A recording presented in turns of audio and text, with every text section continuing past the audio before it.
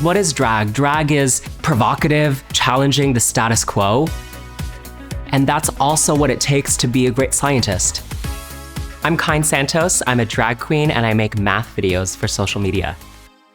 When I was very young, I loved to sing and dance. I picked up a makeup brush one Halloween, put on some winged eyeliner, and never looked back. I didn't even know my costume that year. I think I was just like fierce. Being the overachieving gay that I was, I just felt that I had to be good at everything. So I wanted to have the beauty and the brains. And my math teacher pulled me aside one day and told me about math contests. And when I saw the same element of creativity in math that I loved so much with makeup, that's when I was really hooked.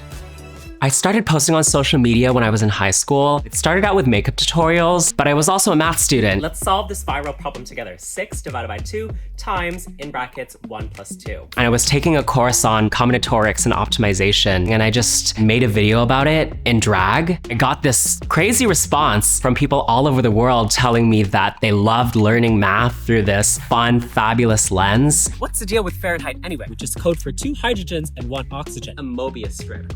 Now I'm known as the math queen. I wrote a book, Math and Drag, to introduce people to another side of math, the role of game theory on Canada's Drag Race, the concept of realness as it pertains to mathematical existence, and realness as a category in ballroom.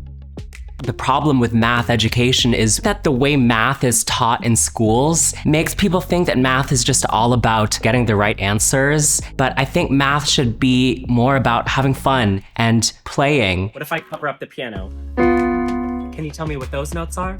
This is exactly what the Fourier transform does. It's one of the most important mathematical operations we've invented. We tell kids, oh, you're not really a math person. And I totally disagree with that. It doesn't matter what you look like or what institution you come from. Kyne Santos. Anybody should be able to access this knowledge. I think that we should all be math people and have that same level of delusional self-confidence that I have.